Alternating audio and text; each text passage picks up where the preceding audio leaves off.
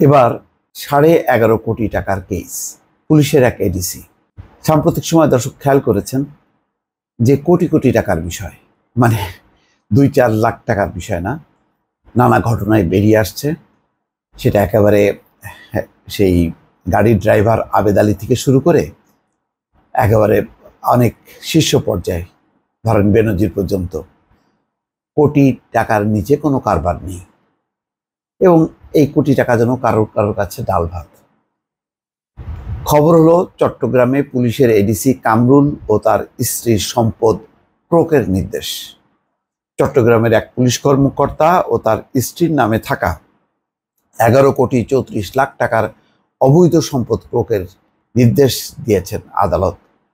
Police কর্মকর্তার নাম কামরুল হাসান, তিনি নগর পুলিশের অতিরিক্ত উপকমিশনার হিসেবে কর্মরত। তার স্ত্রীর নাম সাইমা বেগম। আর প্রতিটা ক্ষেত্রেই দেখেন, দুঃখজনক হচ্ছে যে অপরাধ করছেন যিনি, যে কর্মকর্তা, সাথে সাথে চলে আসছে তার স্ত্রী, তার পুত্র, কন্যা, সন্তান, এদের নাম। এটা খুবই দুর্ভাগ্যজনক। একজনের পাপ কতজনকে জড়াচ্ছে। দুর্নীতি দমন কমিশনের আবেদনের পরিপ্রেক্ষিতে চট্টগ্রাম মহানগর দায়রা জজ বেগম জেবুন্নেসা মঙ্গলবার এই আদেশ দেন। বিষয়টি নিশ্চিত করে দুদক চট্টগ্রামের সহকারী পরিচালক ইমরান হোসেন সকালে জানান, দুদক অনুসন্ধান করে পুলিশ কর্মকর্তা কামরুল হাসান ও তার স্ত্রীর নামে 11.34 কোটি টাকার স্থাবর অস্থাবর অবৈধ সম্পদের তথ্য পেয়েছে। গত মাসে দুদক প্রধান কার্যালয়ে অনুসন্ধানী প্রতিবেদন দেওয়া হয়েছে। এই অবস্থায় স্থাবর অস্থাবর সম্পদ যাতে অভিযুক্ত ব্যক্তিরা স্থানান্তর করতে না পারেন, সেজন্য দুদকের পক্ষ থেকে সম্পত্তি ক্রোকের জন্য আদালতে আবেদন করা হয়। পরে আদালত তা মঞ্জুর করে। চট্টগ্রাম খুলশীতে এই বহুতল ভবনে রয়েছে কামরুল হাসানের কোটি টাকা দামের ফ্ল্যাট। সেই ভবনের চিত্রটিও এখানে দেখানো হয়েছে। দুদক সূত্র বলছে, কামরুল হাসান 1989 সালে উপপরিদর্শক এসআই হিসাবে পুলিশ বাহিনীতে যোগদান করেন। দেখেন, মাত্র 89 থেকে আজকে মাত্র কয়েকটা বছর। এখনো তিনি তার কর্মজীবনের আরও অনেকগুলো ধাপ আছে। তো পুরো কর্মজীবন যদি চলতে থাকতো, তাহলে আজকে 11.5 কোটি টাকার সম্পত্তির হিসাব পাচ্ছে দুদক। তাহলে এইভাবে যদি চলতে থাকতো, তাহলে কত কোটি টাকার মালিক হতো? তাহলে কি এভাবেই অনেকেই কোটি কোটি টাকার সম্পদ হাতিয়ে নিয়ে বসে আছে, যারা অবসরে চলে গেছে?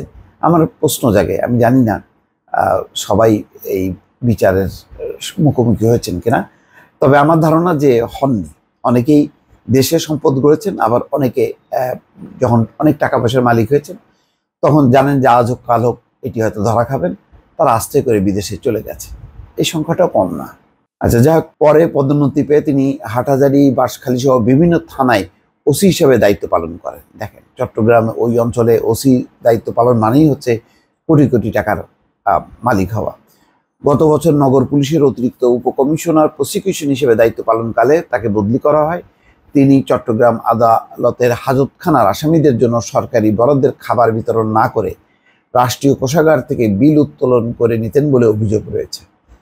আসামিদের খাবারের টাকা পুলিশের পকেটে শিরোনামে প্রথম আলোতে প্রতিবেদন প্রকাশের পর পুলিশ কমিশনারের নির্দেশে তদন্ত কমিটি গঠিত হয়।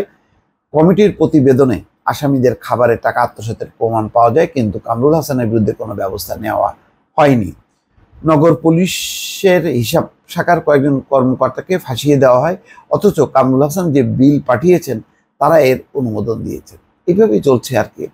আবার যথাসময়ে ডিপার্টমেন্ট যদি অ্যাকশন না নেয়, তাহলে কিন্তু এই যে দুর্নীতির বিস্তার লাভ করে। সুতরাং যখনই নাকি দুর্নীতি শুরু করবেন, সেই পর্যায়ে যদি বাধা দেওয়া হয়, ডিপার্টমেন্টাল যদি অ্যাকশন নেওয়া হয়, তাহলে কিন্তু আর বাড়তে পারেন না। নতুবা অনেক টাকা যখন নাকি মানে তার হস্তগত হয়ে যায়, তখন তো বিভিন্ন জায়গায় চলে যায়, কতটাই বা উদ্ধার করা যায়।